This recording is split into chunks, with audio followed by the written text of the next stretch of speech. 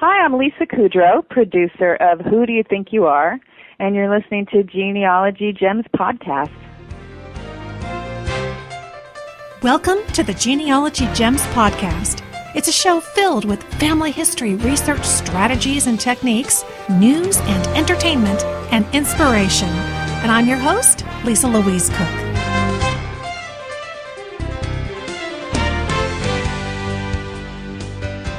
Hello and welcome to Genealogy Gems podcast episode number 170. It is good to be back at the microphone. I have been on the road for several weeks, almost 3 weeks now, and I'm back home in Texas. It's good to be back in Texas. And I was on the Unlock the Past genealogy cruise. It was of the British Isles. Bill went with me. We had a wonderful time visiting places in northern Scotland, in Ireland. We went to Dublin, the Isle of Guernsey, and we stopped and visited the Normandy beaches in France. So it was just an incredible itinerary of locations that I don't know I'll ever get to see again, but boy, it was wonderful to be there. And we had amazing weather. I mean, we packed lots of layers, and I kept looking online at the Weather Channel, and it kept saying, oh, Scotland, 65 degrees. And we get up there and it's 85 degrees. And of course, they kept announcing it in Celsius, so I was absolutely clueless as to what temperature it was until we got outside the ship each day. But we didn't pack shorts or flip-flops or anything like that because we had expected 60 degrees every day. And then, of course, you could imagine Scotland wasn't exactly prepared for 85 degrees. And so you go into the shops, nobody's selling shorts or flip-flops or fans or anything. There was a lot of wool sweaters, and I wasn't really in the wool sweater mood, but we did manage to do a little bit of shopping. I had a wonderful time. Paul Blake was on the trip with us. Just saw him on the Rachel McAdams episode of Who Do You Think You Are? Eileen O'Doul and her husband, Sean. Eileen is a fantastic Irish researcher. And Sean is just one of those epic storytellers who you could just listen to for hours. And his specialty is Irish folklore. And oh my gosh, you could just spend hours and hours hearing his stories and some of the old traditions in Ireland. Let's see, who else was there? Jackie Dupel and Marie Dugan and just so many wonderful people. Helen Smith and Alona Tester. So we had a wonderful time.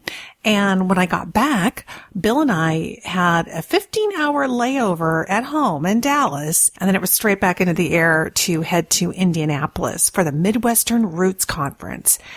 And I have never been to that conference before. They hold it every 2 years, and the Indiana Historical Society is a major sponsor of that event, and it was absolutely fantastic. I was really impressed, particularly since they had someone at the helm for years doing that conference who retired this year. And so some new folks had to step up to the plate and execute it as usual, and they did a fantastic job. Marianne Sheline from the Indiana Historical Society and her team, Cheryl and Allison.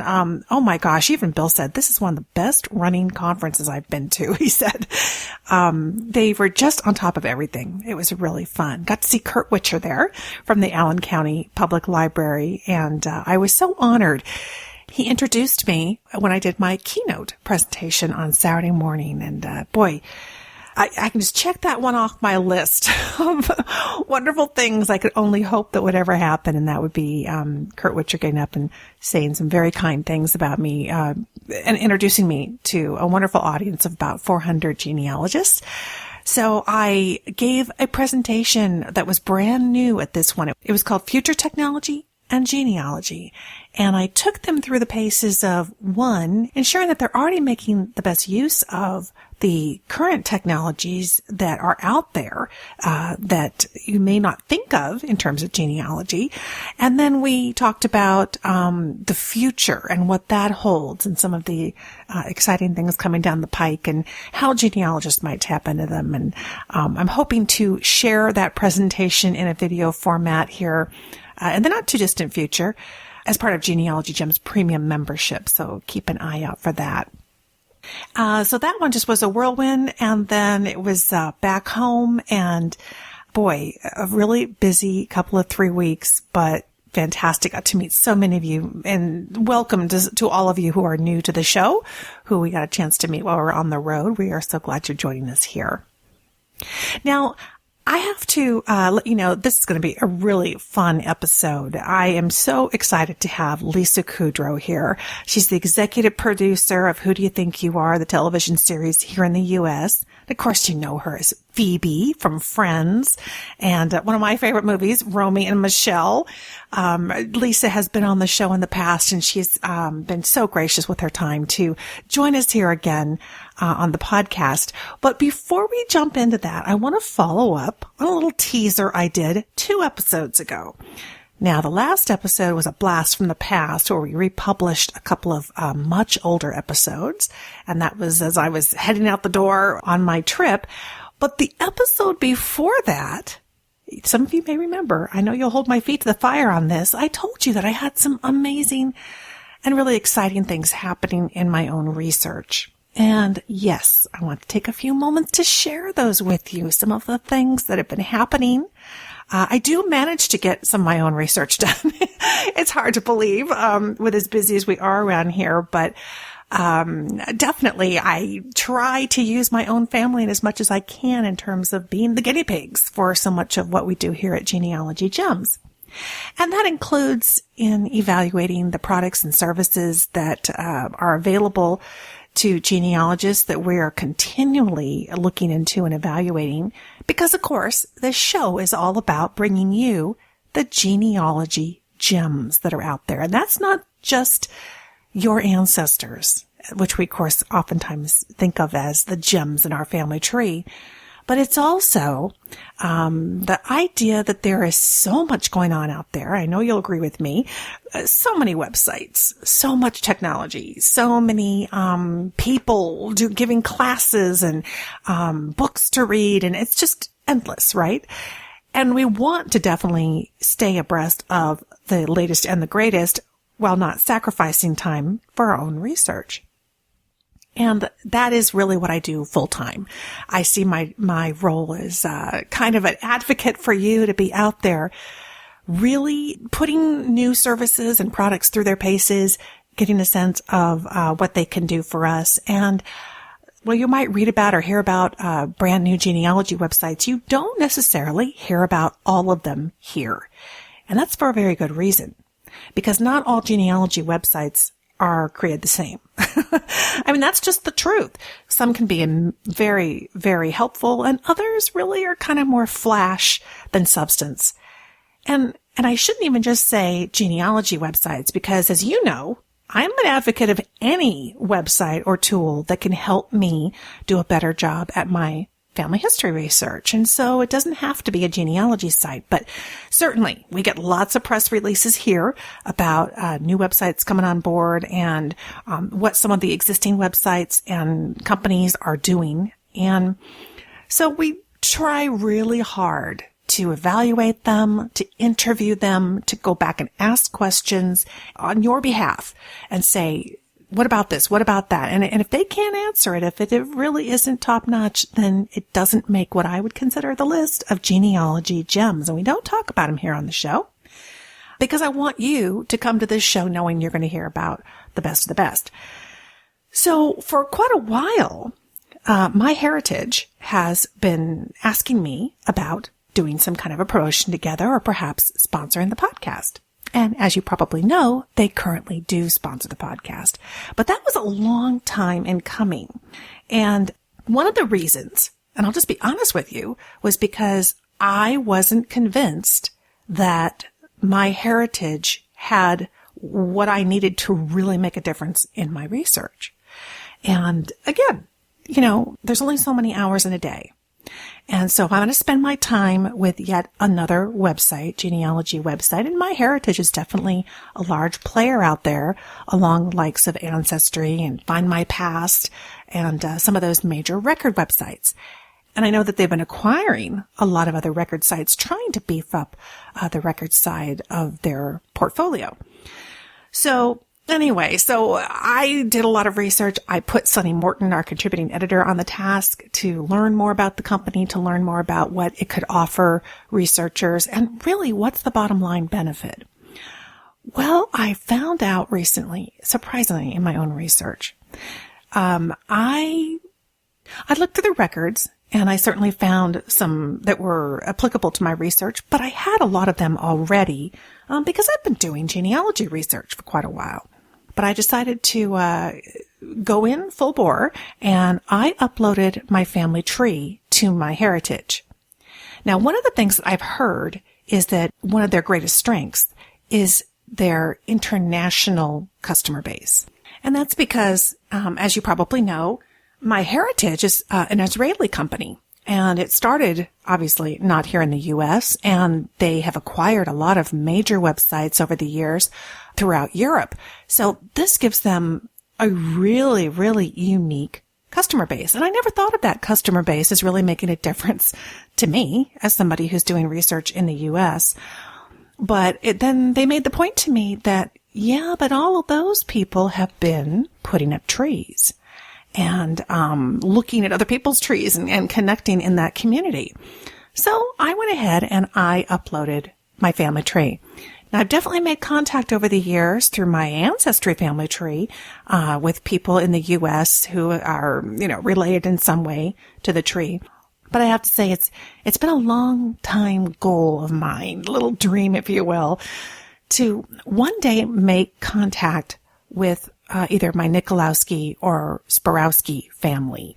You've heard me talk about those surnames before in the show. That's my maternal great-grandparents who immigrated in 1910.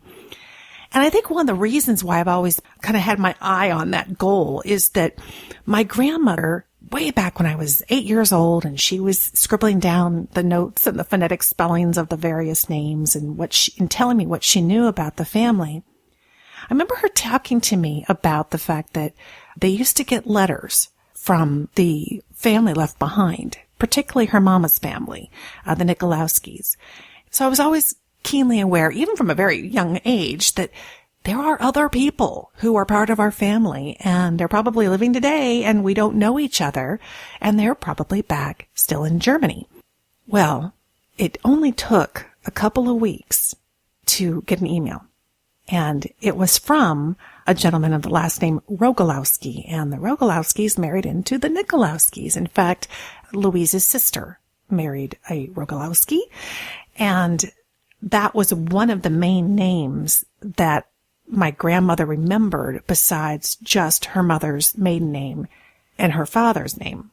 And I have to tell you, we've all had those major thrills, those major finds and happy dance type moments. But the longer you research, sometimes they're a little fewer and farther between. I can't tell you how excited I was when I opened that email and I realized that there was a German cousin getting in touch with me saying, hey, that's my tree. I recognize the people, and wanting to connect. And in fact, he said that growing up, he had known his grandparents, who would have been the sister of my great-grandmother, and remembers them. And he goes, and I think I've still got some pictures. And he remembered the old little house that they lived in. And that's just floors me. To this day, it's still, you just want to pinch yourself and say, this is so cool. It's a very small world when you start to make connections like this. And it's opening up a whole nother world of research for me. In particular, one reason is because I think I've told you about this here on the show before. I have the green velvet scrapbook that Louise's family pressed into her hands and gave her as she got onto the boat to come to America. Now, of course, I've looked at this scrapbook many times over the years, but there are no names written in it, except in the front cover.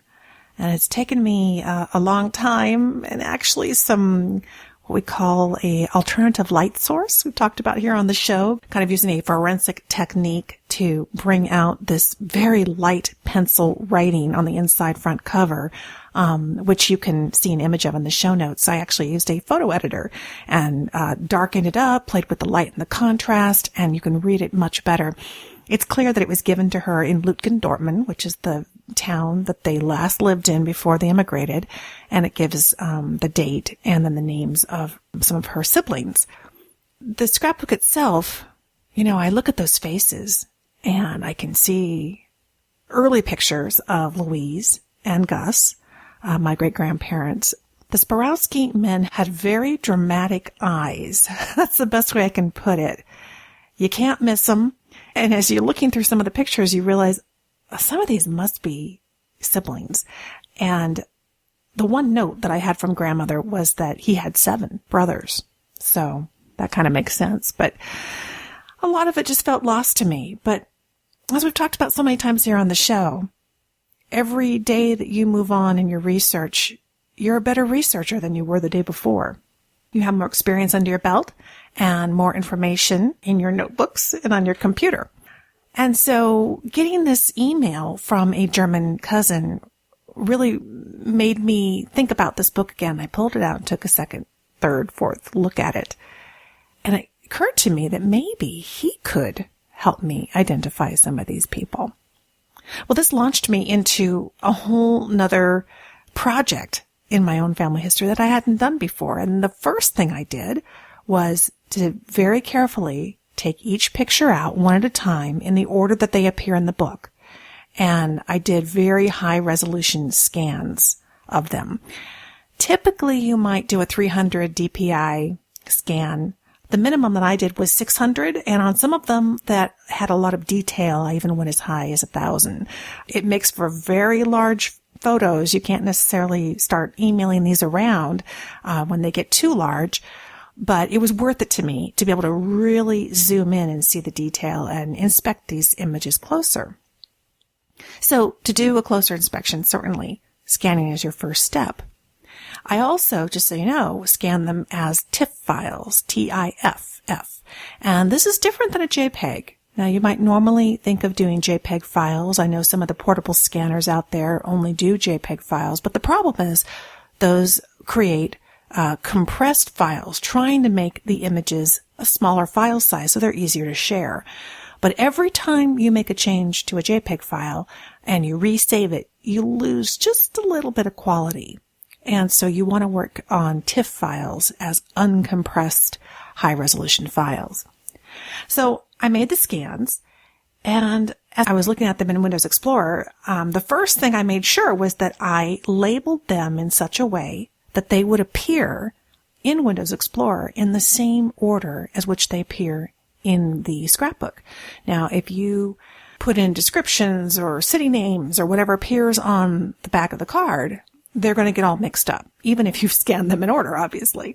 So I did make an effort to go through and scan them, adding name conventions that would keep everything organized. So rather than starting with 1, I did 001 and then a dash and then some kind of a basic description. Thinking about keywords. In the future, what might I want to search on in order to pull up one of these photographs? And by doing 001, it left me lots of room to go as high up as I needed to and still be able to keep things in numerical order. Obviously, if you start with 1 and you get to 10, then you go to 11, all of a sudden you could end up with things again out of order. So that got them in the correct order. I also made sure to scan the back as well as the front. So many of your old family photos probably have information about the photographer on the back. And not so much on these, but in other scrapbooks that I have from my grandmother's side of the family, sometimes they would put them in a scrapbook with glue, they'd rip them out, put them in something else. So sometimes only part of the information about the photographer actually appears on the back. Whatever you have, go ahead and scan it. And in fact, I'm actually pretty adamant on scanning the back of every old photograph that I have in my collection. Because more than once I have found if you do a high resolution scan of the back and then again you kind of play with those light sources, you start to see somebody did write on the back. or there was a piece of paper and they wrote something and it actually dented into the back and you can read it. I mean, I know it sounds crazy, but wouldn't it be amazing to find a very faint message or even something that was written through a second piece of paper that's been kind of embedded in the back of a photograph? Might be the clue that you're looking for. Very high resolution scans, and then playing with those images in a photo editor with contrast and light and dark and sharpness could draw them out. So here I am sitting here with Windows Explorer and all of these various photographs and even a couple of postcards that were tucked in there. And as I inspected the backs of these photographs, I realized I may not have the name of the person, but I really do have a lot of information about the photographer. And this time around, since I was spending a much more concentrated effort looking at these, asking myself, I wonder if there are any here that would be worth sending to this newly found cousin to see if he could identify them. All of a sudden, the photographer location meant a lot more than it used to, because I knew where he lived and I knew where he said the grandparents had lived at one point. And so what I decided to do was make folders. So I'm working in this Nikolowski photo folder on my computer, and then I made multiple different folders and named them by the location. So I have the Allenstein photos and the Berlin, the Bochum, Burr, Dortmund, all these different locations. Next, rather than moving the photograph and therefore kind of losing this entire collection I have that's in the order that they appear in the scrapbook, I copied each photograph into the appropriate location folder. So now, when I go into the Lütgendortmund folder, I see just the folks who have photographs where the photographer location was in Lütgendortmund. This starts to really take a fairly large collection of photographs and bring more context to it. And pretty quickly I realized that, you look at some of these distinct eyes, as I mentioned to you, in the Sborowski family, and you start to see, oh, everybody in this folder seems to have that type of look to their eyes. So I'm starting to now get a sense of family groups, the possibility of some of these family groups. And rather than overwhelming my newly found German cousin with, all of these pictures, which would be way too much, I could focus in on sending him first just the group from Bochum, which is where the Rogalowskis had lived, and waiting to hear back what he discovers there and if he spots anybody that he recognizes. So this is a great way to kind of do a visualization of records, photographs, whatever it is that you have, and be able to sort them and see them in different contexts. I even took it one step further and, of course, turned to Google Earth. So what I did was flew to each of these locations and even made my best attempt to go in and find the specific street addresses that are on the back of these cards for the photographers and find those locations today. And then add a place mark. So if you have Google Earth, you download the free software program. You do put the name of the street name or just the town name, whatever it is you have in the back of your photograph, into the search box.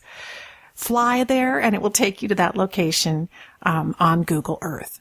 And then zoom in as close as you can, click the push pin button, the place mark button in the toolbar at the top of the Google Earth screen, and you can add the URL address, the address on the web in the cloud where you're going to host the photograph so that it can appear in the place mark.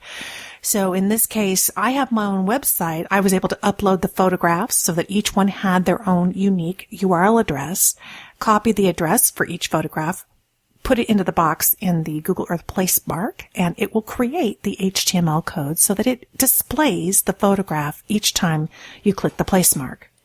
Now, if you don't have your own website, no problem. I recommend there's a free website called photobucket.com. And I'm sure there are other free photo websites out there, but what I like about PhotoBucket is it allows you to upload your photograph and then it assigns its own unique web page address to each photo. That may not be the case in doing something like Picasa or putting it into Dropbox. Even though it's cloud-based, it's not necessarily giving a unique URL address like www.mamaspicture.jpg that would be a unique address for a particular photograph. It's going to just put it in a cloud storage file folder. So you need a website that can assign a unique web page address to the photo. And that's what PhotoBucket will do for you.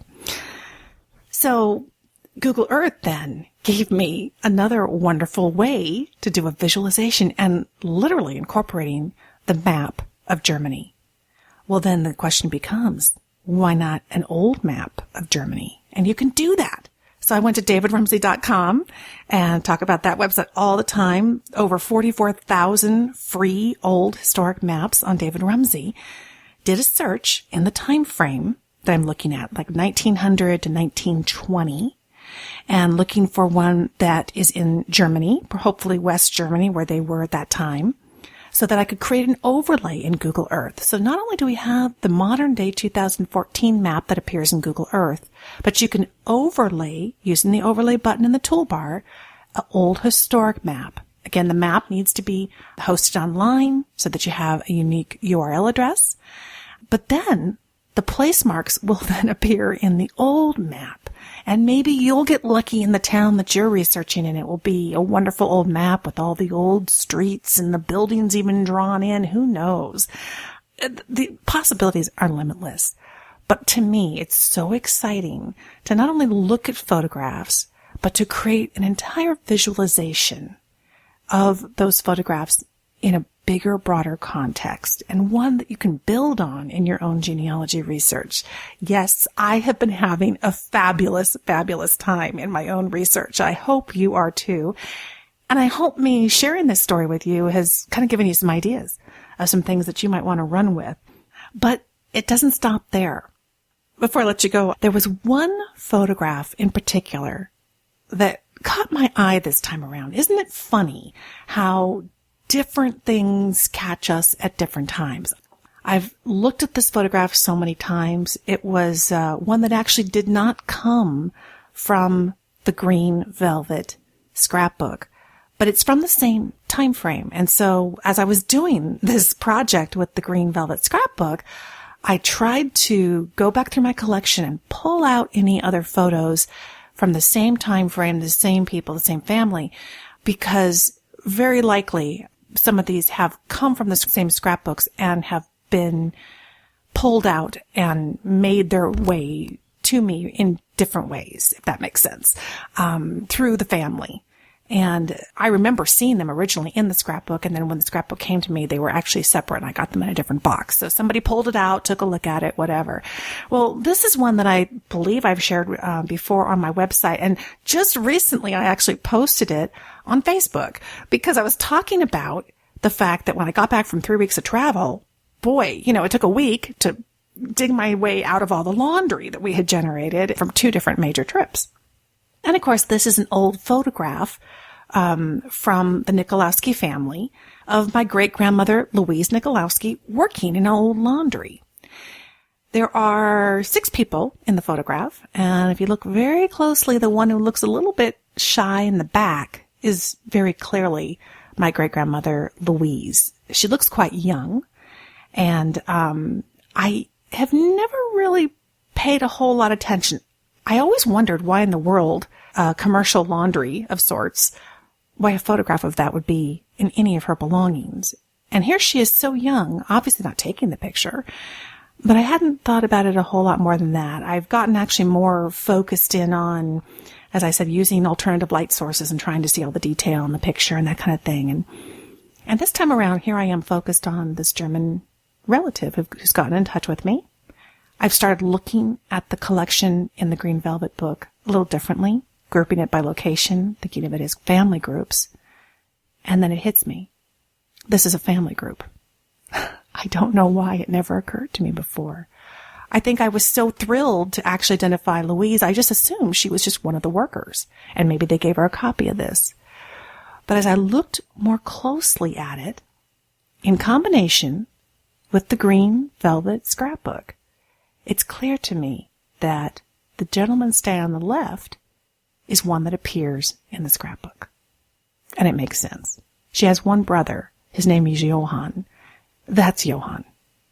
So not only have I finally figured out the connection between this photo that came to me completely separately with all the rest of these. But once I matched up the face and then looked back at my genealogy database, I realized this is her brother, Johann, and that she's not by herself in this photograph of strangers. She's with a family member. What if the rest of these are family members? I know, maybe I'm just a little thick. It just took me a while, but you know how it is. You can look at something and you look at it with the glasses on of the time and where your head is at in your research. And my goodness, I wouldn't want it to all happen in one day, would I? So many decades later, I'm revisiting an old photo and I'm realizing, oh my gosh, okay, well, there's 4 other females in this picture, but distinctly 3 of them are more peers in age of Louise than the 4th one. And then I started very closely looking at each of the faces of the young girls and realizing that they appear in the green velvet scrapbook. Well, she has 3 other sisters. There's Charlotte and Maria and Frederique. And so that just leaves us with the older woman who's standing there hanging on to the biggest pile of laundry. And then it dawns on me, she's wearing a cap. She's married.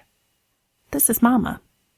And all of these years, I have been so thrilled that I had a picture of my great-grandmother at such a young age, only to discover her mother is standing in the same picture.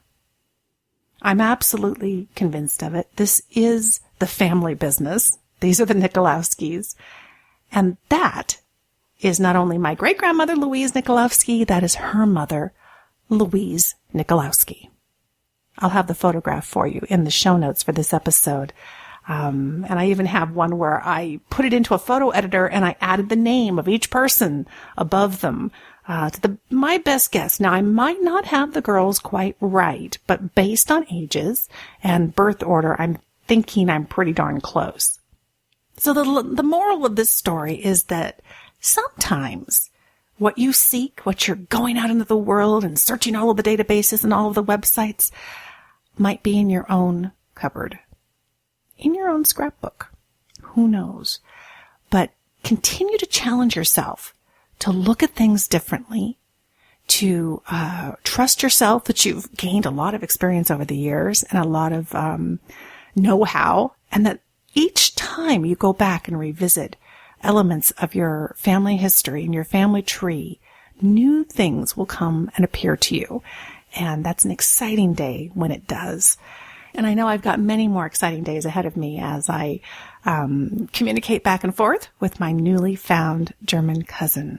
My Grandma Burkett would be thrilled. All right, well, I'm so thrilled to finally have a chance to share with you some of the excitement that's been coming out of my own research. And so, yes, indeed, I made the decision that MyHeritage was going to become a sponsor of this podcast. Just that one find has been absolutely invaluable and never occurred in all the years that I was involved in other websites. So each one has something unique to offer.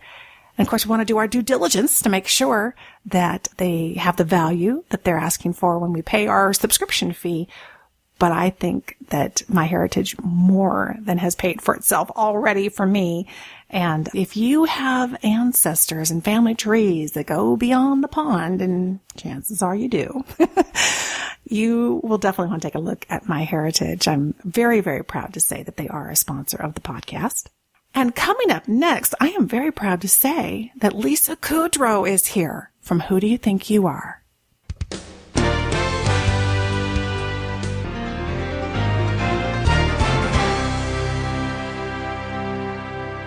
I've got some great news for all you genealogists out there.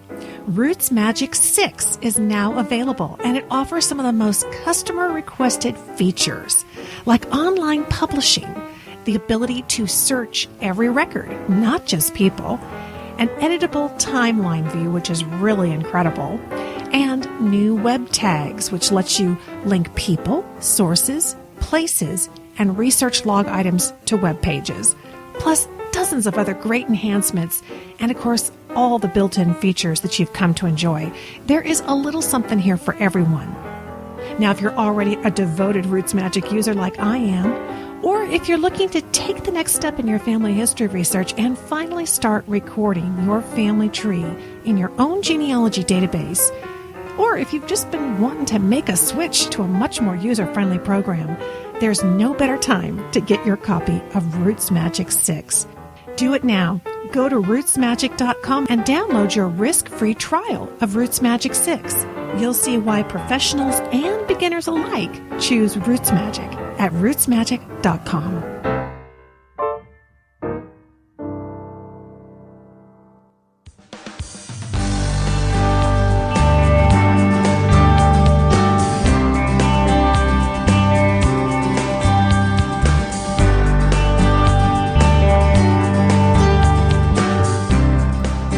Television series Who Do You Think You Are is celebrating 10 years in the UK. That's where it all began. And it's come over to the U.S. as well as made its way to other countries around the world. Here in the U.S., the show is produced by Is and Isn't Entertainment. And that is Dan Bukatinsky, who was featured recently on premium episode number 113, and Lisa Kudrow, well known from the hit TV series Friends. The two of them have teamed up to bring this show to the United States. And Lisa's been on the show here before, and we were so happy to hear that she would like to come back. And so we are thrilled to have her. And she's excited to tell all of you Genealogy Gems listeners what's coming up and how she feels about this new second life of Who Do You Think You Are on the TLC channel. Because as you know, it originally aired on NBC. So lots to talk about. And there has been a lot going on. Not only have I been traveling the way I mentioned to you, but actually the day that we had this interview scheduled, I ended up being postponed in a television taping. And I'm hoping soon I can tell you more about that. But in the meantime, Sunny Morton, our contributing editor here at Genealogy Gems, was kind enough to step in. I didn't have to twist her arm too hard. She was really excited to have an opportunity to really sit down for a good almost half an hour and be able to chat with Lisa about everything that's been going on in the new season. And Sunny has been reporting on some of these early episodes on the Genealogy Gems news blog, so she's perfect for this. So without further ado, let's check in with Sunny Morton of Genealogy Gems and Lisa Kudrow of Who Do You Think You Are?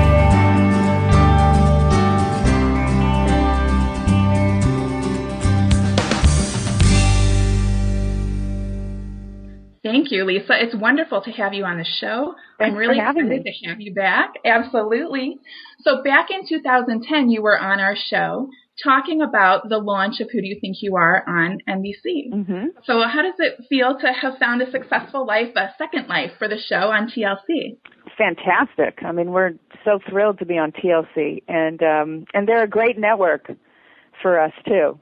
They're they have really, you don't hear this a lot, they have really smart notes. But they really do.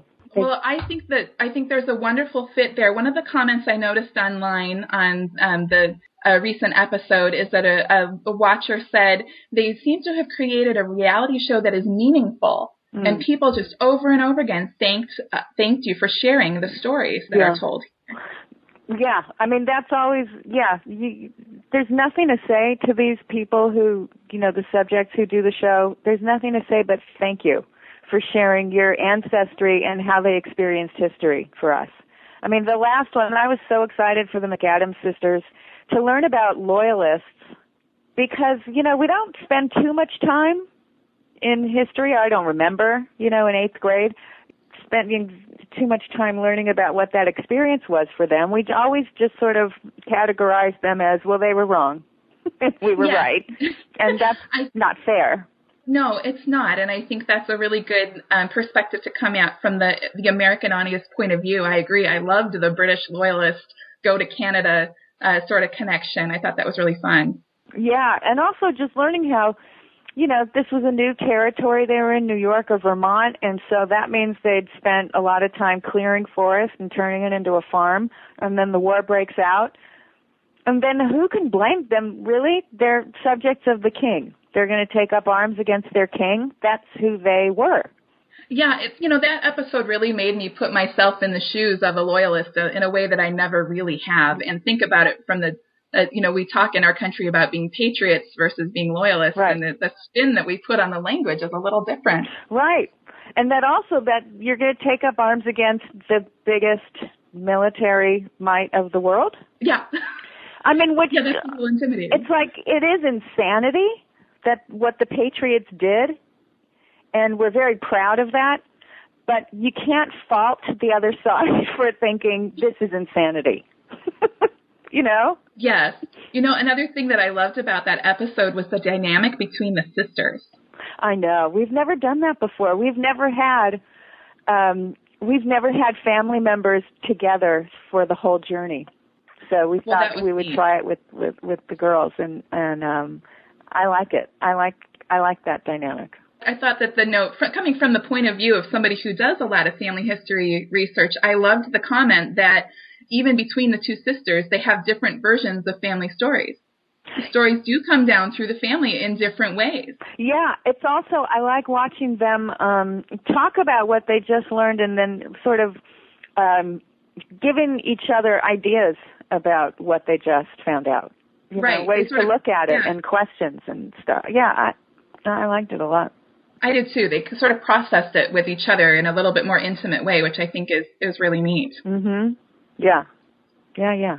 And we've got Valerie Bertinelli next week, which is a kind of an exceptional episode. Will you tell us any more than that? Yeah, why not? I mean, okay. It's always fun just to see. I don't think I'm ruining any surprises, but, so she's, always identified with the Bertinelli side. Her mother just sort of took on her husband's Italian family. So they don't know much about her mother's side, but there are questions for the Bertinellis, Valerie's grandmother, her nanny who died, and she just wants, there's things they didn't talk about, and she'd like to know more. And it's extraordinary. There's a reason there were things they didn't talk about, she finds out, Yeah, there often is.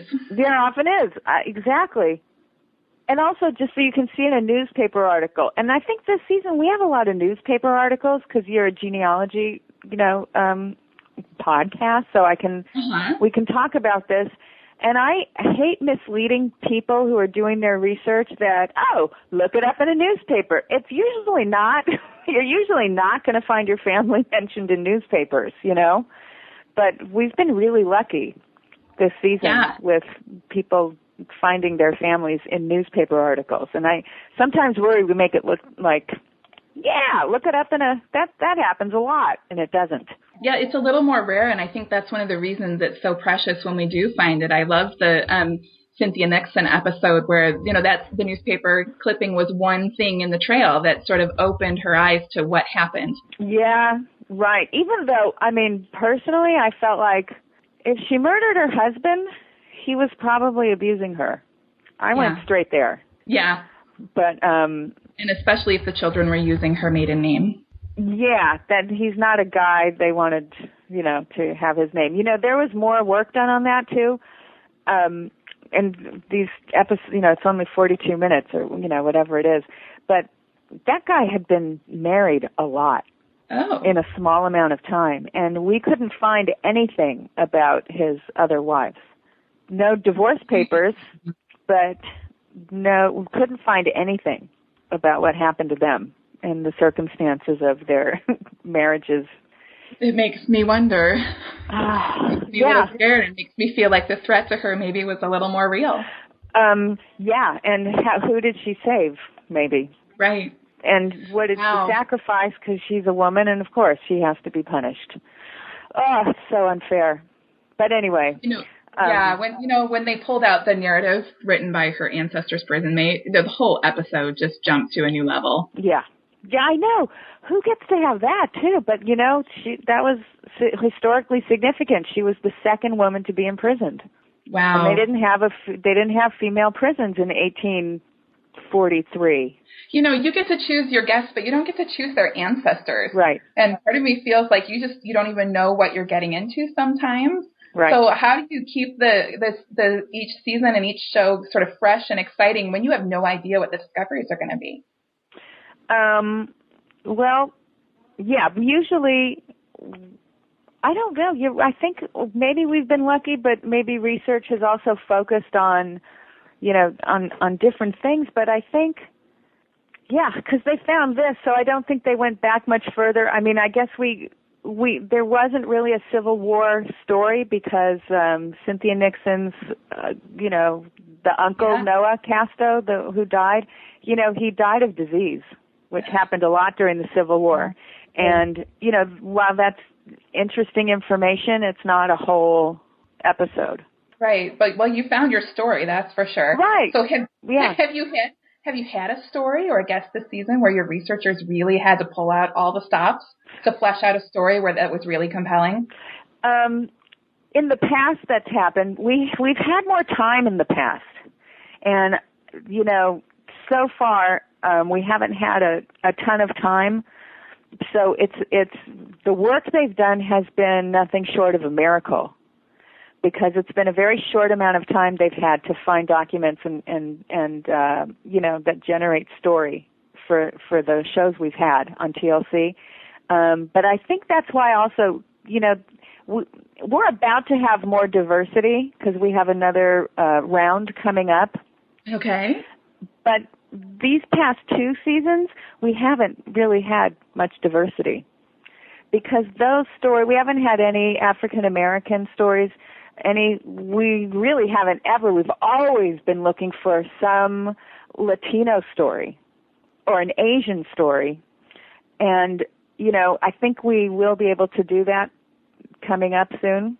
Excellent. And, Eastern European Jewish stories are very hard. Also, Irish stories are really hard. I mean, I'm sure you know all this, when you have, peasants that just aren't recorded in history. It's really hard. So. Well, and I think some of the things that are most compelling to me is that there are some of those ethnic groups you mentioned, they know that they're going to hit tragedy within a few generations. They're going to hit really hard stories. Yeah. And there may not be a very good document trail, and yet we see people very persistent, and they learn how to work with the documents that exist and uncover just amazing pieces of history that have been forgotten. Right. Yeah, but it takes time. So that's one of the things that, I'm glad, because we've had time for this second round that's coming up, and the people haven't been announced yet. So I don't think I'm at liberty to say. But we have had more time, so there will be more diversity. I'm so happy to report, because it's really been missing for me, Okay. And I think for a lot of people too, it's been missing. And it's also just interesting to just get another point of view. Look, we had Canada the other night, and that was, that was cool. Never thought of it that way. Yeah. So. Yeah. So, kind of speaking of the guests you've had so far, maybe so far this season or maybe throughout the show, who of your guests have been maybe particularly moved or transformed by their participation in the show and the discoveries they've made? Oh, well, you know what? Most have. That's neat. Most have, I have to say. Either, they were so enthusiastic going into it, or they were enthusiastic. Some people were, I'm interested in doing that. And then the process of it, realizing, oh boy, this is hard. Yeah. Because, it's not an easy world, and it never has been.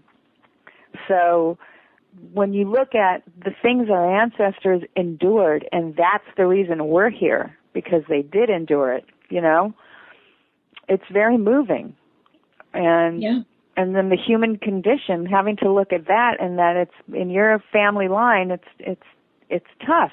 It's really tough, and I think it makes people really grateful. And then just understanding that, it's hard. It's a hard world. But I agree. But it's so inspiring how people endure and survive and carry on, and then, have tried to make things a little better for the next generation coming along. Yes, that's true. So I think everybody has been impacted, whether it's, before the journey, excited to do it, on the journey, or afterward, once it's all being processed, they're processing all of it and come out saying, oh my God, I'm glad I did that. I know I complained a bit while I was there, but boy, I'm glad I did that. That's neat. Mm-hmm. We'll have more of our interview with Lisa Kudrow of Who Do You Think You Are right after this. Our sponsor for this episode is MyHeritage. Now, I know that you tune in to the Genealogy Gems podcast because you know that I'm going to carefully vet the products that come across my desk. And I'm only going to bring to this show the ones that I really think are the real gems. Well, MyHeritage.com is in that category, and I couldn't be happier that they've signed on to support and sponsor this free podcast. I've spent the last several months really digging into MyHeritage, and I found some powerful tools that I think you really need in your genealogy tool belt. First of all, they have over 70 million members worldwide. If you're serious about making connections in the country where your ancestors once lived, hands down, MyHeritage is the place that you want to be. Get your tree posted on their website and start to see the magic as they automatically match it up with other trees. Not just with genealogists in the country where you live, but genealogists around the world. Then there's MyHeritage's unique and powerful search system. It's called Record Matches. It constantly calls 5 billion historical records for your family. It's the only family history interface out there using semantic analysis to search newspaper articles, books, and other free text documents. It's also the first to translate names between languages. And I personally like that the matches from the historical newspaper collection at MyHeritage, they show up towards the top of the results list. So visit myheritage.com. It's free to get started, so there's really no reason to wait, and there are billions of reasons to try it out. Visit myheritage.com.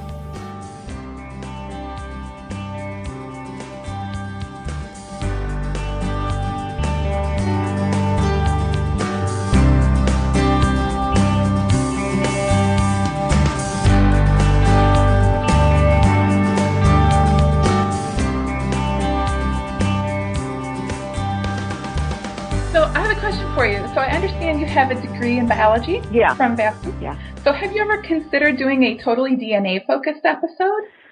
No. Okay. We haven't. Interesting. Okay. I know. I think, but you know what? Because I think also the science is getting better, and when we first started, I don't think anyone was convinced it was fully there yet. And I'm not sure it's fully there yet now. I think that most really responsible researchers just use it as a tool to ask specific questions. Yeah, but I'm still hearing crazy stories from people who are like, no, I'm, 3% Scandinavian. And like, okay. Yes, or I'm related to every other Jewish or Mexican person on the planet. Yeah. So yes, I mean, there's some crazy stuff coming out of it that I don't know what we would do with that information, because if 3% is not a lot. So I think you've done a really beautiful job at weaving together those storylines. It's been really neat to watch them come together on the show. Oh, thanks. Yeah, and some great ones coming up. Like I said, Valerie Bertinelli, and then she did work for her mother, who knows absolutely nothing. Oh, and there was a lot that she got to bring back for her that's extraordinary. And Kelsey Grammer's after that, which is one of those, life is hard, and then, and then it's really redemptive after that, because his family were pioneers. And then Minnie Driver, which is a little more, it's recent. It's about her father. She just didn't know much about her father. I think that's just so common, getting to be a more common theme in younger generations today. Just the search for roots is sometimes very first generation. Yeah. I mean, it's usually the motivation is, not usually, I mean, there's so many different reasons that people want to do this. Either it's because I want to understand why my family is the way they are. Mm-hmm. Or it's, I want to know how far back I can go and what my family's place in history was, if any, Yeah. So there's a lot of different reasons for doing it, but they're usually surprised. So Who Do You Think You Are is a perfect fit for our podcast, and it's our main interest. But our listeners may not realize exactly how busy you are and all the different projects you're working on. Do you mind if we talk about a couple of the other ones? Sure. Great. So I understand you're once again taking on the role of Valerie in The Comeback. Right. So will you tell us a little bit about that? Oh, yeah. So we were on 9 years ago and got canceled after one season, but people, it turns out, really liked and appreciated the show. And to HBO's credit, this year they said, let's do more.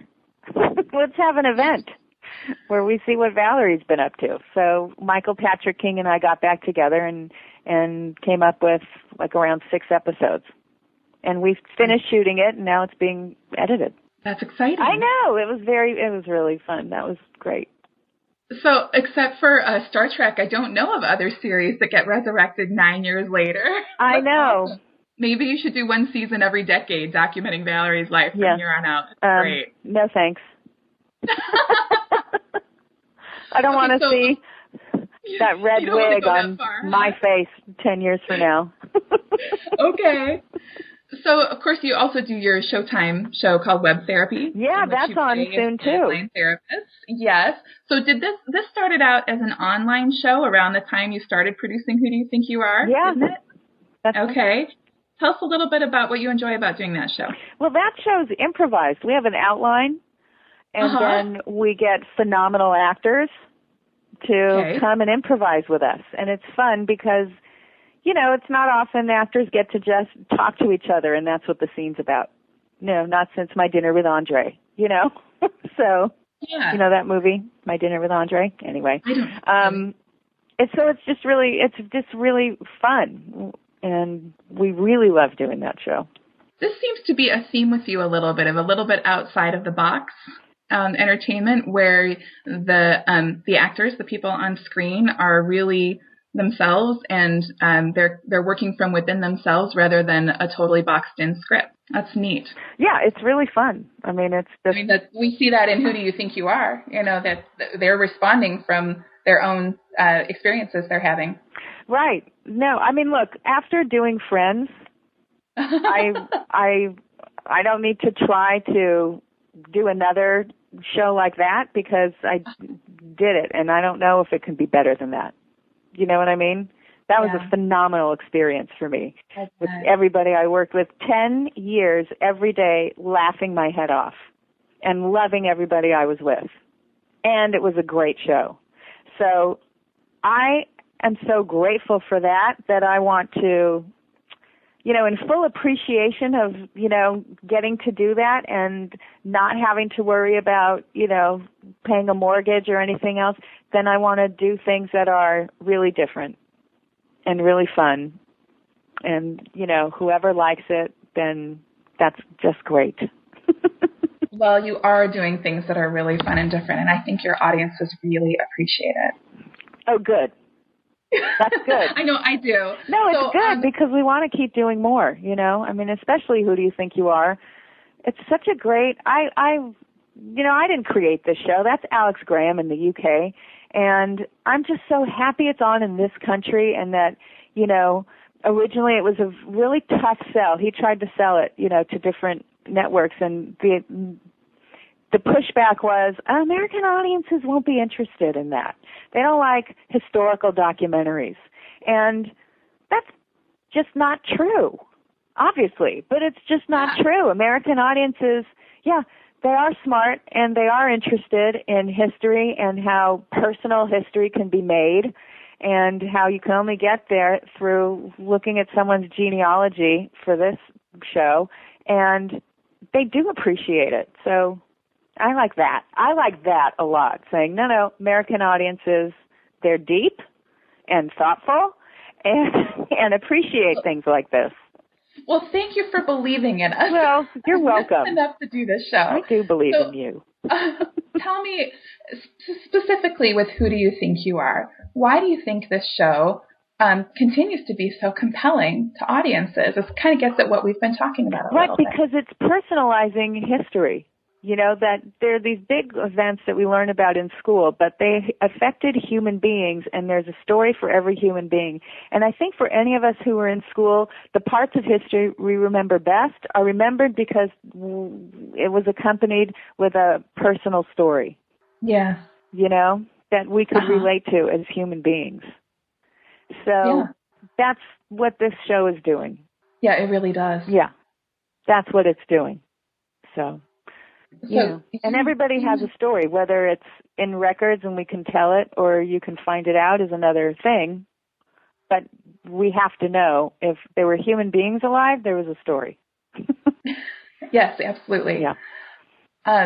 So it strikes me that, so you mentioned Friends a few minutes ago, and so not only have you been in one of the most popular shows of all time, which is itself quite a feat, but you have had not one but two shows that you've produced so popular that they've been brought back after being canceled.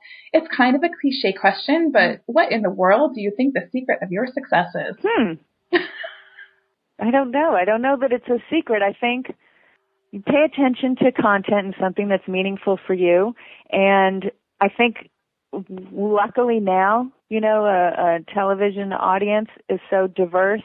I mean, there's so many channels now that you will find enough of an audience to keep it on the air. That's the goal. That's marvelous. Yeah. Well, and I think that your answer to the previous question about there's a story behind every show, every episode of Who Do You Think You Are? There's not one but two. You've got the ancestral story and your celebrity story. You're focusing on that and you're telling the stories, and as you said, you're finding meaning in those for your audiences. Yeah, and whatever the meaning for the person is too, which is up to them. All history is interpreted anyway. So, if a subject wants to decide, whatever information they're given, and they can fill in the blanks any way they want. Yes. And I think we're all looking for that. Yes, I think so. Yeah.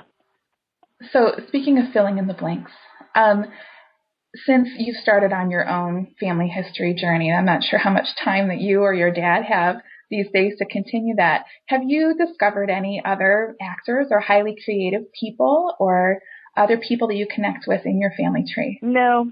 Mm-mm. Oh. I haven't. I mean, I don't know. We can't go. We're not really able to go back much past, 1890. Okay. Right? Like my great grandmother. Yeah. Although there are talented musicians on my father's side. Interesting. Yeah, that came over and came back and forth as a musician. And then his son settled here, and then that started a whole line of people that ultimately brought my grandmother over. That's interesting because that's that's kind of a performance art, and so that is something you have to have a real consciousness of your audience in order to do well, I think. Yeah, I think so. And then one of those cousins that I have, his name's Harold Farberman. He's a conductor and composer. Oh, neat. Like a well-known. Yeah. So it's strong. It's definitely music, and it's very strong in him. Okay. As well. Yeah. Okay. Well, I don't Lisa, have that. Yeah. I know your time is short, and I'd just like to ask you one more question here at the end. I really thank you for your time here on the Genealogy Gems podcast. But it just hit the news waves about a week ago that you and Mayor Sorvino are possibly game to do a Romeo and Michelle's high school reunion. So who do we need to write emails to make that happen? Is it true? Disney is really considering it? Not that I know of. Okay. Not that I know of. I don't know that they're considering it. I mean, we went to them a long time ago with a great idea. Romeo and Michelle get married. Now it would be Romeo and Michelle get divorced. I don't know. But, but they passed back then. Okay. So, but who knows? Right, I don't know. People like that movie. Yeah, they really do. We certainly have plenty to keep you busy. Yeah. All right. Well, thank you so much for your time today, Lisa, spending it here with us on the Genealogy Gems podcast. Good luck to everything you do, and we can't wait to see the next episode. Great. Thank you very much.